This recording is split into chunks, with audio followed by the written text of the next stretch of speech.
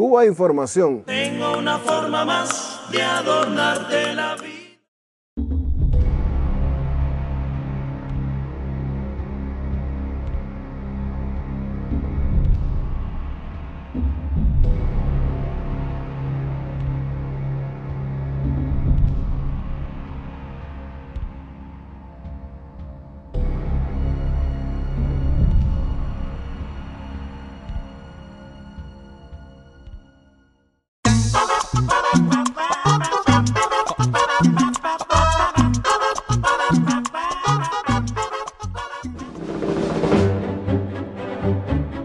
Robert Noriega, subsecretario de Estado en el gobierno de George Bush, ha confesado recientemente en un programa radial que en 2002 James Keyson fue enviado a La Habana como jefe de la Oficina Diplomática de Estados Unidos con un objetivo preciso: tensar aún más las relaciones con Cuba y provocar su expulsión de la isla.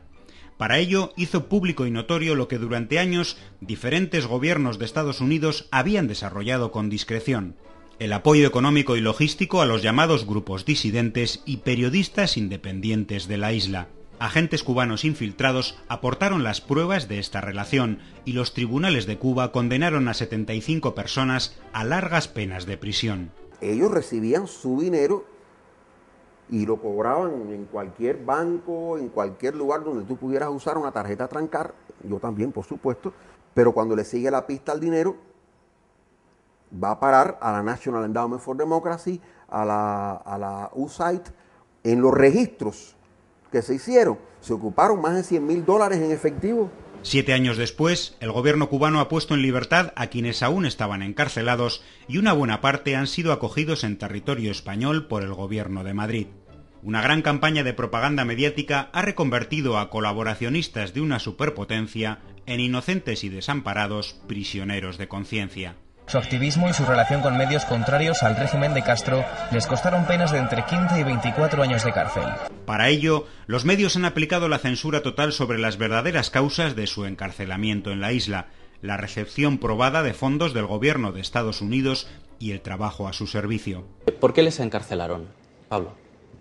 Por ejercer el periodismo independiente. Ejercían el periodismo y los dos fueron condenados a más de 25 años. Al periodista independiente Mijaíl Bárzaga, condenado a 15 años de prisión. En una de las innumerables apariciones en los medios, 2 de los excarcelados, con la colaboración del periodista de Televisión Española, trataban de hacer creer a la audiencia que las pruebas acusatorias ante los tribunales cubanos habían sido la tenencia de una máquina de escribir y no los cheques cobrados. Aquí traigo las pruebas por las cuales el gobierno cubano me sancionó a 20 años de privación de libertad. Sí. ¿Y qué pruebas aporta lapiceros, una máquina de escribir del año 1958, hojas en blanco. El gobierno de Bush subió la asignación a todo tipo de disidentes y periodistas independientes en Cuba de $3,5 millones en 2000 a 45 millones en el año 2008. Y el actual gobierno de Obama aprobó $20 millones en el año fiscal 2008-2009. El delito de colaboracionismo con una potencia extranjera está tipificado en el Código Penal de casi todos los países del mundo. Serán castigados con la pena de prisión de 4 a 8 años los que, con el fin de perjudicar la autoridad del Estado o comprometer la dignidad o los intereses vitales del país, mantuvieran inteligencia o relación de cualquier género con gobiernos extranjeros, con sus agentes o con grupos, organismos o asociaciones internacionales o extranjeras. Artículo 592, cuidado, del Código Penal español, no del cubano. En el caso de un país del tercer mundo como Cuba, el castigo a quienes reciben dinero de la superpotencia que somete a la isla a un bloqueo rechazado por toda la comunidad internacional está aún más justificado. Citemos un ejemplo de cómo los medios censuran la información inconveniente. En varios diarios se afirma que, entre otros excarcelados, Normando Hernández González trabajaba para Radio Martí, medio que definen con un curioso eufemismo: emisora con sede en Estados Unidos. Ninguno de los medios explica que esta emisora con sede en Estados Unidos pertenece al gobierno y fue creada por Ronald Reagan en 1985 para la guerra de propaganda contra Cuba. Hasta 2008, el gobierno de Estados Unidos había destinado más de $600 millones a Radio y Televisión Martí, que emiten hacia Cuba, violando todas las convenciones internacionales sobre telecomunicaciones, desde un avión militar EC-130 perteneciente a la Unidad de Guerra Psicológica de las Fuerzas Armadas norteamericanas.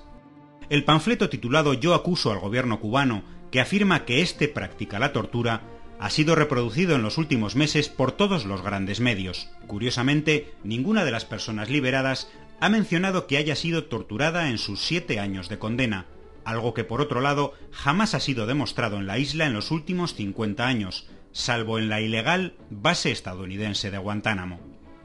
Algo que contrasta también con las denuncias de Amnistía Internacional sobre la práctica de la tortura en comisarías españolas. Los supuestos disidentes cubanos han aparecido con un saludable aspecto, a pesar de todos los intentos por dramatizar con respecto a su estado de salud. El periodista del canal 24 Horas de Televisión Española, en tono paternalista, le preguntaba a uno de ellos, Pablo Pacheco, sobre las consecuencias del encarcelamiento en su salud. Este finalmente responsabilizaba al gobierno cubano de una gastritis y una migraña. Pero usted antes me mostraba un parte médico de todas las consecuencias que le ha producido su tiempo de encarcelamiento. Por ejemplo, en prisión adquirí gastritis.